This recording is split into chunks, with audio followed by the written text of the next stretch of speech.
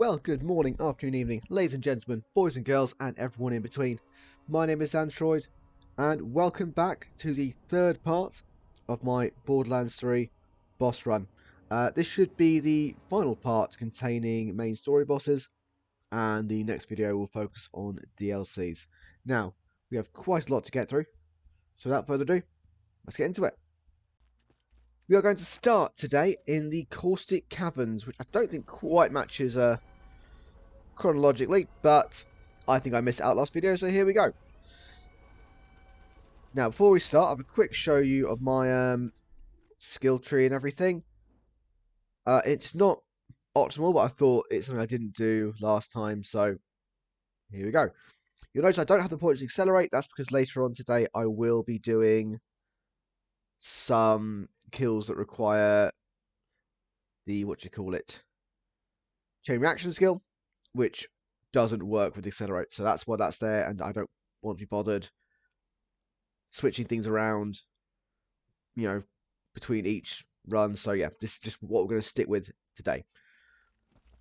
Also, another difference is that I have changed down from OP8, because what I didn't realise is while this character has OP8 completed, that was all before the new level cap was introduced. Meaning that all of my gear that was OP8 is now effectively level 80. So I don't actually have any OP8 equipment. So that was why I was struggling quite a bit in my my first video and the start of my second. I didn't actually have OP8 equipment for all the OP8 boss kills I was doing, which I think more than anything really highlights the power of the Sandhawk B combination. Because I was using a level 80, I think it's level 79 actually, a sort of Sandhawk and B on OP8. So there you go. That's broken, but we all knew it. Anyway, here we are, first boss of the day, of the run. This is Blue the Giant Chrysalis, the perfectly peaceful Chrysalis. No. Who is part of the... Oh. Hang on a minute. It's going to be part of the killing me thing if I don't get this quick. Oh wait, my B is OP8. There you go. There we go. Oh, but fun fact, I didn't know. Fire your Sandhawk, switch to the B. The projectiles mid-flight. We still apply B. Awesome. I mean, there's no reason why you wouldn't think that was a thing, but now you know for sure. Anyway, Blue sometimes drops favorable tortoise. Did drop it for me. I'm sad. Let's move on. Now, this Easter egg is fairly common knowledge, but for the one person out there who hasn't heard of it before, here's what it is. In the Caustic Caverns map, in this area I'm heading to now, I'll quickly show you to you on the map. Yep, just in this little area here, that's where you spawn. Up in this area over here, there's a slight area outside the bounds of the map.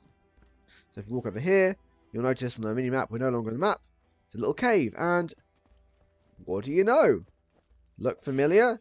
Yes, it's Minecraft. You like Minecraft? Minecraft's great. Now, take a little while to break through all these things. Dirt blocks take 2 hits to break. Stone block takes 3. I think the coal takes 4. But we are slowly mining our way into this hidden area, which I absolutely love. I'm a big fan of Minecraft. Play a lot of Minecraft. So, quite frankly, I'd kill this thing just for the nostalgia. Anyway, there's a creeper there, which I have to say does give me a small heart attack. Oh, alright, well, they instantly die. I did not realise that. There's something about a creeper. That little hissing noise you get when a creeper's near you is exploding, that no matter where I am, what I'm doing, makes me jump out of my skin. It's so ingrained into me, that sound, that... Oh my gosh. I immediately feel fear anytime I hear it. There we are, the badass creeper. Whoop. Now, if you don't know, the badass creeper has a chance to drop 2 weapons. The longbow, which is a sniper rifle that fires arrows, Minecraft arrows. And the blockheads. Ah, brilliant. Hang on, let's quickly free up some space and use it. What am I going to drop for this? You know, I'm going to immediately switch back, so that's fine. Blockhead that does this.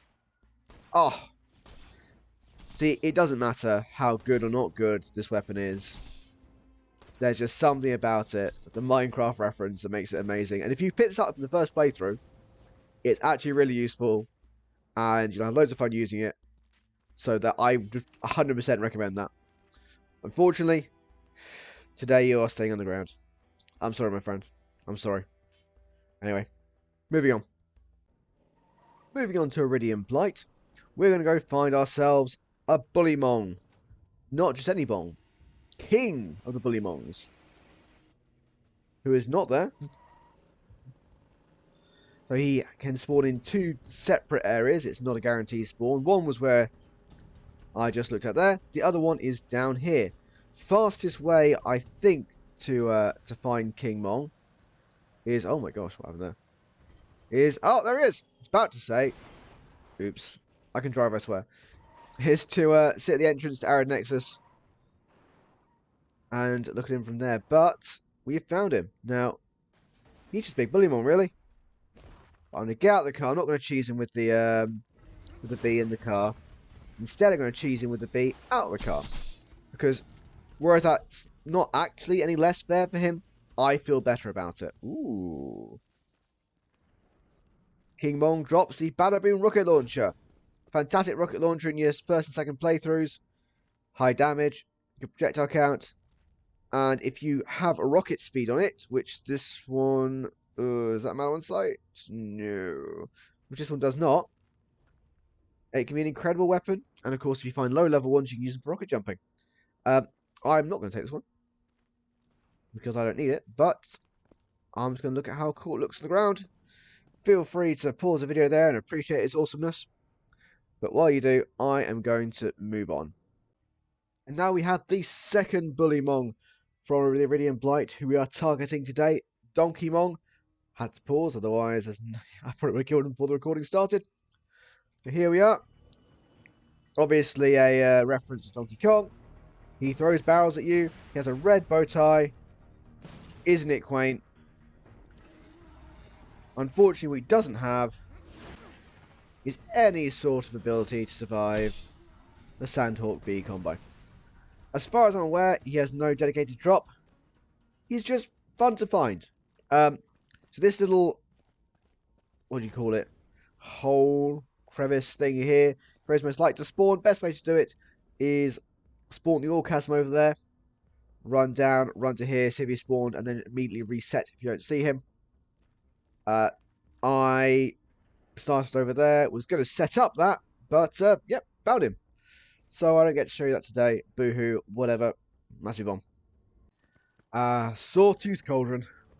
Not gonna lie, not one of my favourite maps. There's just something about it that doesn't appeal to me. You know, it's not necessarily that badly designed. There's plenty around here. Extra areas for the side quests, but somehow just doesn't quite... Oh, what was that? Just doesn't quite appeal to me.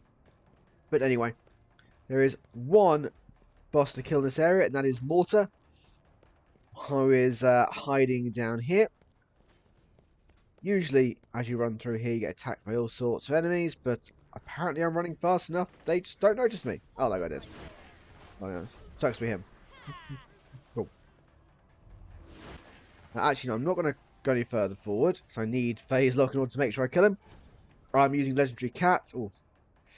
Yeah, I mean, I'm using Legendary Cat, so my phase lock cooldown's pretty low. But you know what, let's switch to this. I've not got the bee activist. There you go. Mortar, mini boss in the main story quest. Well, that's not him. Let's try that again. Mortar, main boss in the main story quest. Rat drops the pandemic grenade, which unfortunate name for an item in these days, isn't it? But yeah. Anyway, let's leave here and move on. Pew! We are now in the arid Nexus Badlands. Nope, Boneyard. And we are going to kill one of the most killed bosses due to his drop, being Hunter Helquist. Now, he is hiding up there. I'm going to throw a longbow singularity grenade. Whoop. And drop on the floor. It's going to hit him, aggro him, and so without needing to go up there and press the button, he'll come out and try and kill me. Did that grenade have a 2.9 second fuse? Yes. Is that because I literally just bought the only longbow singularity grenade I could find in the vendor before starting this farm? Also yes. But hey, it still worked. Obviously you want to get yourself a 0 fuse one. Oh wow, that's bad. Oh, of course it's bad. Mine's got OP levels. Hey, yep, there you go. The B. The amp shield that doesn't drain your shield. And no one thought that would be an issue when designing this game. Ah well. Now I'm going to deal with this, but I'll see you in the next clip. Following on from the Boneyard, we are now in the Badlands, which is of course where we start in Borderlands 1, the lovely peaceful town of Firestone. And the first thing we're going to kill here is Bonehead 2.0, which is of course a reference to the original Bonehead, the second boss I think you fight in the in Borderlands 1. I think it's second. Correct me if I'm wrong, but I think it's second. It's either that or the or Scar the Skag. But anyway, here he is, and ooh, well that hurt my ears. Okay, so yeah, I decided to change to a corrosive weapon for him. Of course, I've got the practicable conference call, and yeah, conference call B, as much as it was nerfed, is still incredibly strong. So strong that it's defeating not only the enemies but my PC. So, all right, let's move on. Next on the list is the famous big boy himself, Saturn. And he is the reason why I am going to be, well, I haven't been specking into Accelerate today. Because we are going to kill him using our chain reaction skill. I'm going to run over here and quick jump over the fence. Oh, that went so well. And now, we have the Blurred Trickster class mod. That's 6 chain reaction skill, which if we look at our skills, now gives us 88% chance for shots to ricochet. We're using the Pimpernel. And Saturn has overlapping hitboxes, which when he first deploys, he is of course, like all loaders, he's like in his deployed state, like curled over, and he sort of opens himself up before he attacks you. While he's in that sort of folded up state, we can use that ricochet to go through all his hitboxes and kill him incredibly quickly. So, yeah, here we go. Now, this technique isn't the most reliable compared to some other ones out there, but it's fun, so I thought I'd do that anyway. But because it's unreliable, I'm going to cut this explanation in rather than using it as part of the actual kill clip. Now, when you get close enough to the overpass over there, Saturn will be shot out of Helios. There will be an animation, you'll be able to see it. Happens when you get round about there, I think. What happens when you do? When you do, the first thing you're going to do is phase lock this little skag here who pops out of that hole. So you run over here, he spawns, you phase lock the skag, that activates your chain reaction skill, and then allows you to, yeah, to kill Saturn. Okay, that's enough of that. Enough of that, little buddy. Enough of that. Let's, nope. Now, it's also possible that you accidentally, I'll say accidentally, but you forget to spec out of Ruin and Helios before you start this, so your, whatchamacallit, phase lock will insta-kill that little skag. If that happens, the way to do is you aggro the junk loaders over here and phase lock one of those instead, because you won't be able to insta-kill it with your phase lock. So, step 1. Because I did not spec out of Ruin and Helios. Aggro some loaders. Step 2. Run up here. The height advantage really helps. Get the phase lock later. Boom. Boom. Boom. Quickly activate that and... Okay. There you go. Didn't quite finish him in the one clip. But I think that at least shows the idea. We did get it working to begin with. I think the angle might have been slightly off, or the aim might have been slightly off for the first few shots, but there you go. He dies quickly, and that's it's basically a way of getting a boar-like kill with Maya. So quick check, see if we got anything cool. Ooh, it's exciting. Your prize is... nothing. Oh, hive, hive. Yeah, hive. Here we go. It's time to end this. The big final boss. The hardest challenge that Borderlands 2 has to offer, but not really, because there are so many ways to choose this fight. The way I'm going to do it today is Godfinger. Not because it's a good weapon, but because I've not used it, and I feel like I need to use it somewhere. So, here we go. The warrior should be spawning right at the end here. Okay, we should be far enough away for the Godfinger to activate all its pellets. Wow, that was just terrible. Okay, so if you want to cheese this fight, what you can do is you can stand on one of those platforms over there, or you can stand all the way out over there, and the warrior will literally never attack you. It's kind of incredible. Stop moving.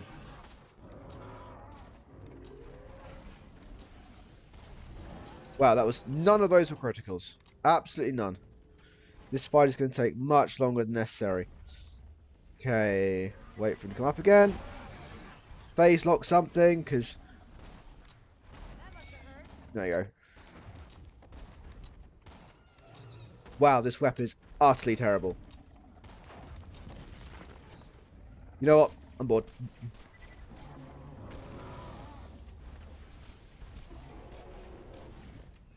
Oh. See, the issue with this fight is all the immune phases. It's not fun for anyone involved. Which is why most people prefer to kill the handsome sorcerer over the warrior when looking for any of the warrior's drops. While we're waiting for this call to happen, I'm going to quickly go over what the warrior's drops actually are. Main one being the conference call. That's why you realistically want to be killing this thing. The conference call shotgun. Incredibly powerful shotgun. You can only get from the warrior or the handsome sorcerer.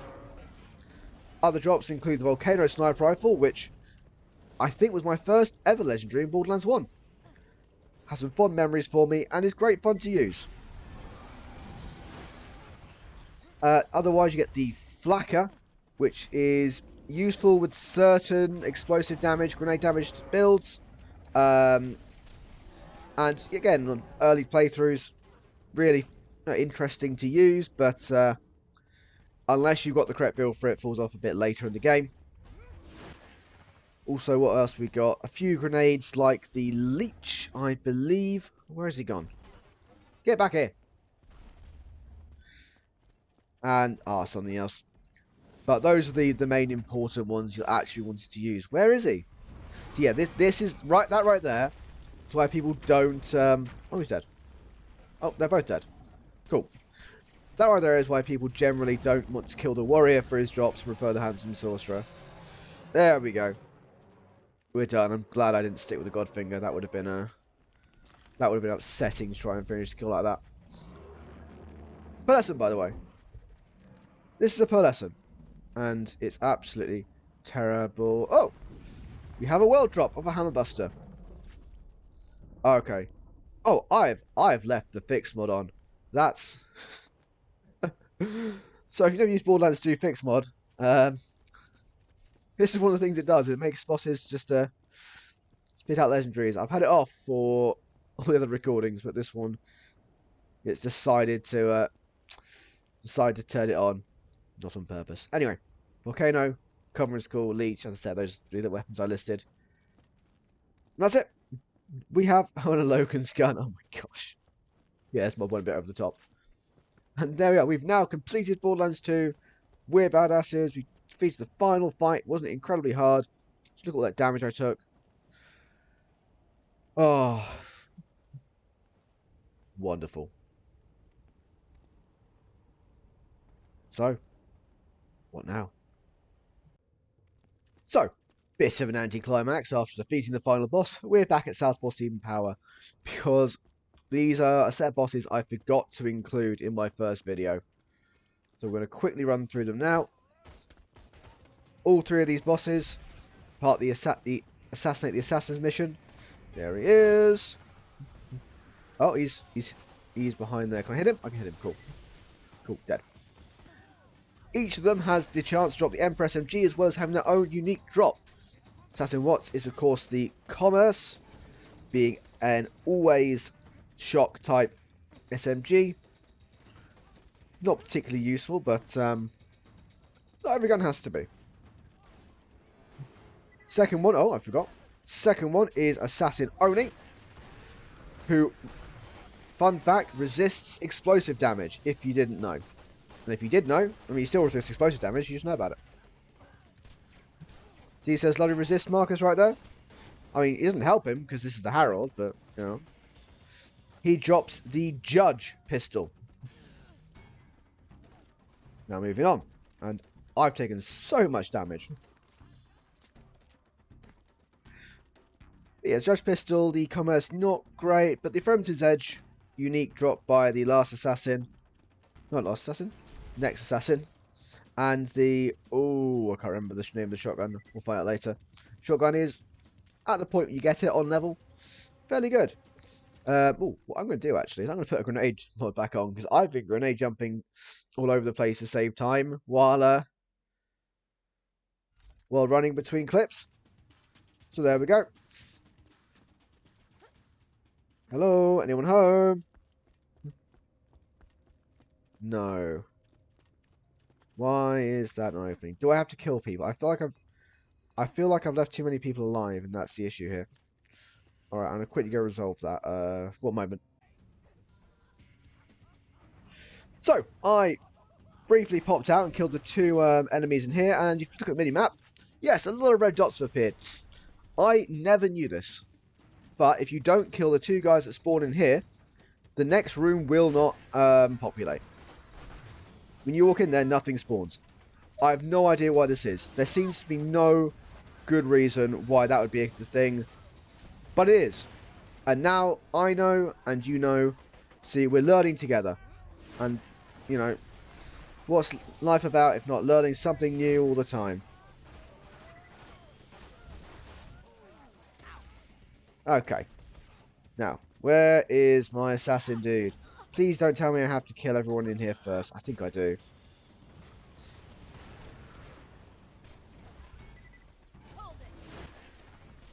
Or maybe I only have to kill a certain amount of people. Who knows? I don't want to have to kill everyone in here. It feels like a waste of my time. Oh, here we are. I guess you want to switch over to the Firestorm grenade. Not the best grenade, but it's fun to use because it does this. Boom! And then fire comes down from the sky. Isn't that cool? Assassin Wreath. Boom! And, oh! Emperor. Frampton's Edge. Emperor SMG. Fun on level. Not great that later on in the game. Dial SMG that just has a much higher burst count than most dial weapons. And that's where its power lies. Basically, it's just raw DPS. Even if its per shot damage isn't particularly good. It's the accuracy, raw DPS. Now, are you going to spawn without me having to kill everything in the room? No! Oh. You see, there's no reason to farm the later bosses here at all, because you have to kill everything in the room first. I think if you're ever farming for the Emperor SMG, the way to do it is to just kill your first boss, Assassin Watt, and then just reset, rather than trying to walk through the whole area. I think you could probably do Watt and Oni, because Oni doesn't require you to kill anything to make him spawn, as we've now found out. But the other two do. Alright, where are you? Oh, Flaming Lunatic, come on. Come here. Really going to spawn now? No.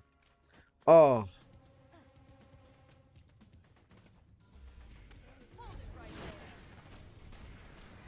Okay, one down. Two down. See, the subsequent skill's great. You know, repeated phase locks is cool. Unfortunately, it means that sometimes when the subsequence is about to expire, it means that something gets picked up, so you miss it. You miss your shot when it gets picked up. And because the phase lock expires, it then gets dropped on the ground. So you miss your next shot as you fire at something that's being dropped to the ground. I mean, that's not a particularly good complaint about the skill, considering how useful it is. And this could all be solved by me just being better at the game, but I'm going to ignore that particular fact. Oh, okay. Almost killed myself there. There we go. Yeah, on. Assassin Roof, that's his name. No, can I kill them all with just these grenades? There we go. Come on. There you are. Fire's good. I like fire. The dog shotgun, that was it. That's the last unique. And we got them all. Well done, us. So, that is all, I think. So, there we go. Every boss in the main story of Borderlands 2 is now dead. Phew. However, my bloodlust has not been sated, and we will be moving on to the DLC bosses in the next video, DLC and Headhunter. And then after that, we'll finally take on all the raid bosses, though I think I need the extra time for that one just to be fully geared up. And side note, the Godfinger looks a lot better as a weapon on your back than it is, you know, objectively useful in-game. But there you go, that's fact of the day. Godfinger looks better than it is useful. There you go. Don't say you never learn anything. But yeah, that is all for today. If you made it this far in the video, I think it deserves a like. And also, as always, well done you.